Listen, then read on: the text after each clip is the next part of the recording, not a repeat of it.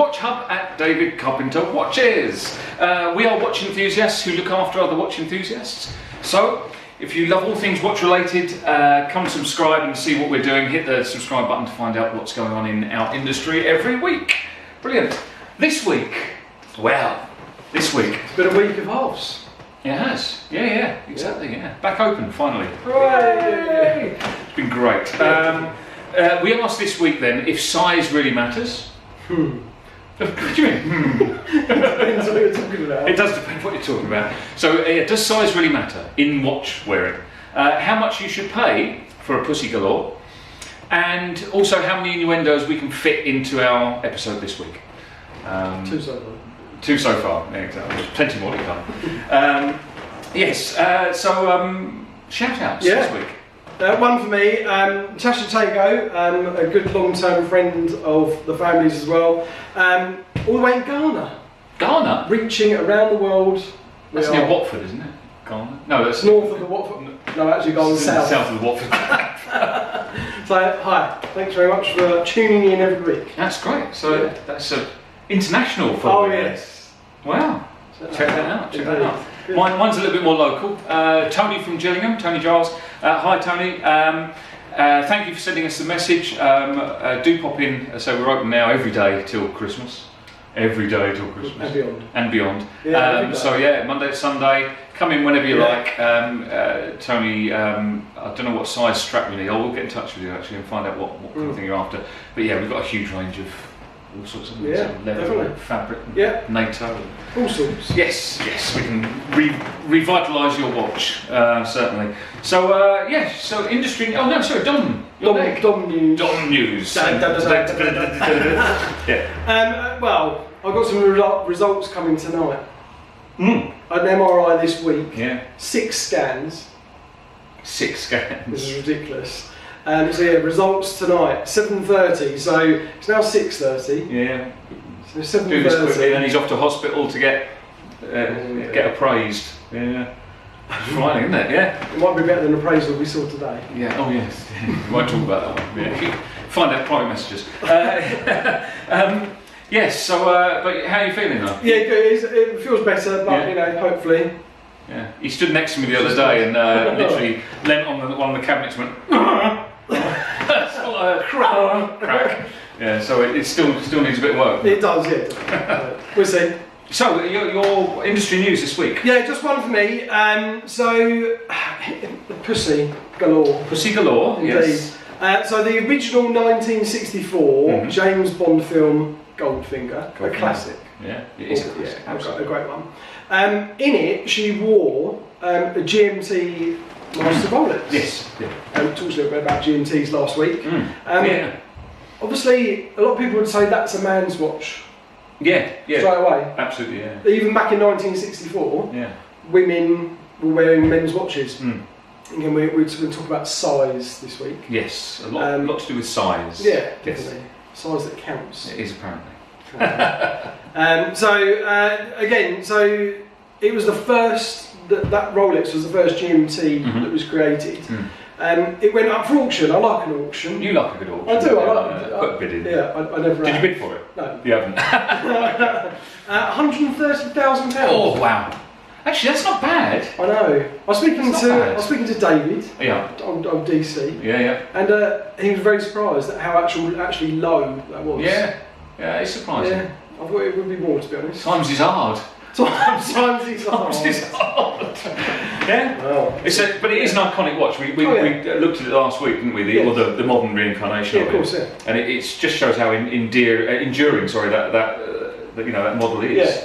It still resonates. We put a picture up as well. The patina on it's fantastic. Oh yeah, it looks gorgeous. The indices have gone that lovely yellowy orange. Looks it's really just good. Vintage all over. It looks amazing. Cool. It's amazing. Yeah, it's a good piece. Yeah, definitely. So yours? Mine, I've kind of knocked this together. There wasn't a huge amount of news this week. We were hoping for some big big stories. A couple of little things really. Hodinkee, obviously renowned for their e-commerce offering and their watch-related content and all that sort of stuff they do. They were valued this week at $100 million. 100 million. Now we're talking size. That's big. That's big. Yeah. Yeah, definitely. Pussy Galore was small, 130,000, but yeah, $100 million have been valued at. They've just had a bout of recent funding, so they've been funded recently by, amongst others, LVMH, obviously, who deal with tag and. I wonder how much money that wind-up clock got. Oh, the travel clock. Yeah, probably not so much. No, not yeah, check out their travel clock, quite an interesting one.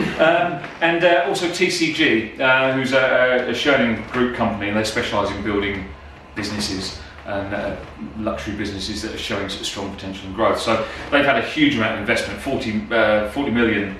Literally this week for $40 million. There's some serious cash banging about. It is, well, yeah, despite everything. But it just goes to show, people doing things right like that are really sort of making hay while the sun shines. It's great news. And finally, Fratello released in conjunction with Oris. Let me get this right. The Fratello X Oris times Oris, Big Crown bronze pointed date. It's an amazing watch. I'll put a link. Here or a picture here, whatever, and it's a limited edition, 300 pieces. It's an oxblood red dial in a bronze case. Nice. And it looks good. We've looked at this it was a couple of days ago, wasn't it? Yeah, it looks amazing. Yeah. We talked about bronze watches being warm. Yeah. This it's honestly glowing. It is gorgeous. Yeah, it's a really deep red. It's not. No. It's not lively and punchy, but it's a kind of a burgundy, a really rich burgundy. The pointer range is great. It's stunning, yeah. We can't wait to have them here. Yeah. There's news on that as we go. We're still working out all the range that we're going to have here, but the pointer date is one of my favourites. That's cool. Yeah, it's awesome. So 300 pieces, 250 are going to be available at Fratello's website first, which I would imagine will have probably gone. And then I think the remaining 50 are Oris boutiques only. Okay. So literally it is going to be a really limited piece, but stunning watch. What I found really interesting, it's a 40mm case. Okay. It wears really small. We're talking about size this week, but that Big Crown pointer, when I tried it on about 3 or 4 weeks ago, it's a really compact size, and I think that's a really cool thing, because it is the colour and the look and the lustre of that bronze really kind of gives it its big look, but it's not big. Feel and look. It's not. It's lovely, really lovely piece. Yeah. Awesome. There you go. So we're on the wrist. Indeed, on the wrist today. So we're talking size today. So hit me with it. Yeah, I wouldn't. It might hurt. So I've got the Amiga Pro Cloth. Yes. Ploprof. It was very cool. It's titanium. Yes. So I don't walk around in circles. Yeah. So it is nice. It's rose gold. Sure. Yeah, please. Yeah. The blue bezel and dial are super cool on that. So size is what we're talking about. So case diameter, wait for it, go on. 55 by 48. Admittedly, that is crown to bezel lock. But the bezel lock's cool. Isn't it just? Yeah. Yeah, definitely. But because it's titanium, you can imagine it is just completely different. Yeah. It's lightweight to wear, believe it or not. Now, water resistancy, what do you think? Oh, it's big. I can't see on the dial, my eyes are terrible. Fair enough. Go on then. 1,200 metres. Whoa! There you go. Yeah. So, slightly more than your local swimming pool. Slightly. How much more? 3 Empire State Buildings. Really? What, deep? Yeah, deep. Is it really? Yeah. Wow, how about that? Yeah, I'm not sure my lungs would cope. No, that's right. No, shark-proof. Shark-proof, of course, local swimming pool, you get a lot. Definitely. That's crazy, isn't it? Yeah. It's a nice watch though. It's gorgeous. I think the interesting thing is that looking at it on your wrist there, there's no lugs, because the strap's integrated to the case. And that's one of the things that we talk to people a lot about, isn't it? That people come in with a preconceived idea of, okay, I can't wear a 43mm, I can't wear a 44mm, it's too big. But actually, the more relevant size is the lug to lug distance. And you ask people that. How big's your lug? How big's your lug? How big do you like a lug? How big are your lugs? I get told all the time. But no, it is. That lug to lug distance is actually more important. And I used to illustrate this. I used to work with a company that represented Mont Blanc. Okay. And Mont Blanc did some really nice watches that were 41mm, so a good standard size. But the lug spread was huge, and they didn't curve away nicely as well. And it meant that even a 41, 42mm on the wrist, which normally would work, it's just absolutely, so you're absolutely right. And I think my rule of thumb as a rule is when the watch is on your wrist, if you look at it directly above, and you can see about a centimetre of the strap being returned on either side, then that's a generally good size that it's in proportion. Any more than that, and the strap falls away too sharply on either side, then the case probably is a little bit too big. I listen to what Phil said, and I look at that, and that is right. Yeah. Even though on paper, this sounds ridiculously big. Yeah. And actually, it looks great, I have to say. It fits under the jacket. It does. Look, it still fits. Yeah. Like mine. Like mine. There you go. What have you got? I'm wearing the UBoat U42, which again is a titanium watch. There's a theme here. If it's that big, make it in titanium because it's going to be too heavy. Yeah. But this, I've been wearing this for a little while. It's U42. It's a limited edition that was made by Italo Fontana, obviously the founder of the company. And this is actually based on the model that they made in 1942. It was designed in 1942 rather. But this is a 50mm case again. I mean, it's a really cool styling. It looks like a naval portal, doesn't it? Definitely. Both in the 50s then. So again, on paper, sounds huge. Yeah, if you'd say a 50mm case, you'd be like, no, I can't wear that. But actually, again, look at the lugs.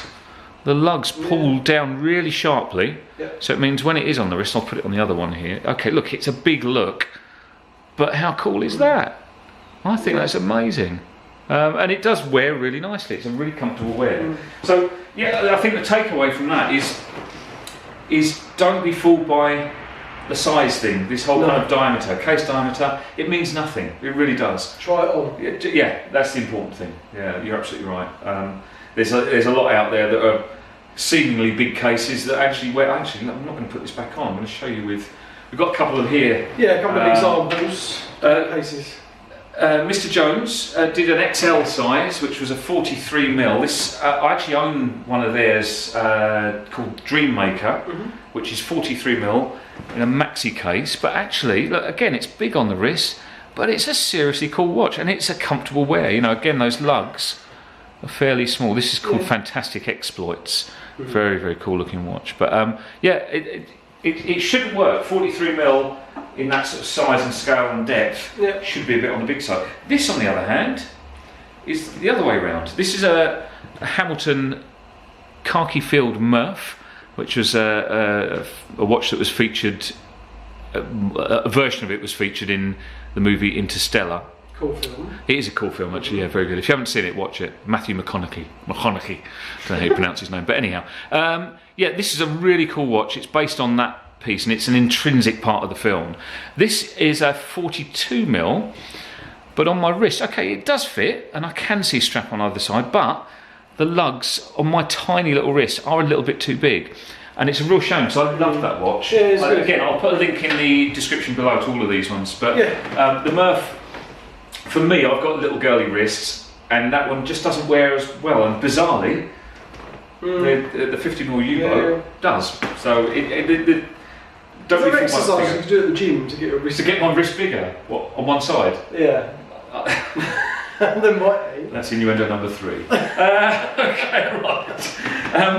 And then on the opposite side of that is another Mr. Jones watch, which is this one, which is a 38.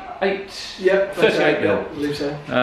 This is called Promise of Happiness, which is a stunning art piece. Actually, it's 38mm, black PVD with a jumping hour and a really cleverly disguised minute indicator. Is that watch a watch with art on it, or is it a piece of art with a watch? With a watch? Well, in it or on it? In it. I don't know. come and decide. But have a little look at that though. That's actually got quite an unusual fit because there's a bit of a gap between the lugs here and the strap starting. But actually that is their standard size, and the standard size works 38mm equally on women's wrists as it does on guys, and that's one of the, I think the successes of Mr. Jones, that they've come up with a design that transcends gender. You know, you can wear that equally as comfortably as a guy or a girl. So, which is cool. And actually, that kind of leads us on to, you know, we're talking about ladies' watches and men's watches and size and all the rest of it. I think what we'll do next week is we'll have Samantha at time on her hands, which I'll put in a little thing across the.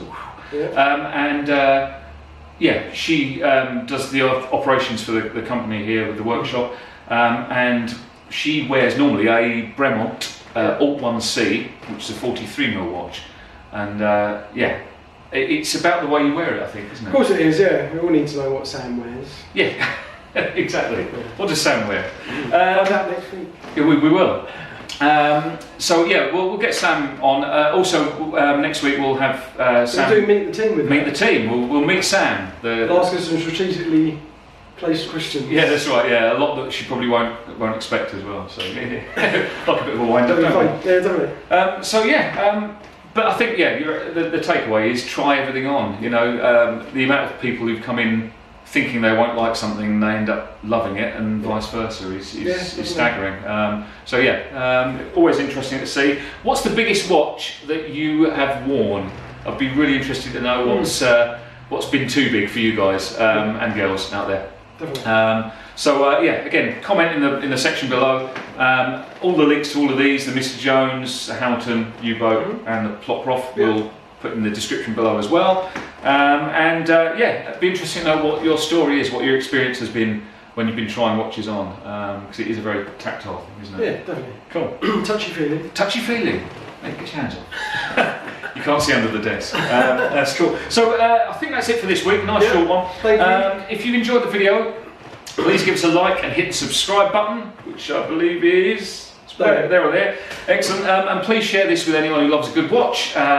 We completely rely on your support to make the channel work. So please subscribe away, share away, give us a like. Come and see us. We've got Christmas happening down in the High Street in Tunbridge Wells. So 16 High Street. Please come visit us and have a coffee with us. High Street's open. It's open! Absolutely. And you can find us online at www.davidcarpenterwatches.com. It's along there somewhere. Or on Instagram at davidcarpenterwatches. And on Facebook at DCIWS. So thank you ever so much for subscribing and doing that thing again. Share it around, have fun, keep safe, and we'll see you again next week. Thank you. Thank you very much. Take care. Bye-bye.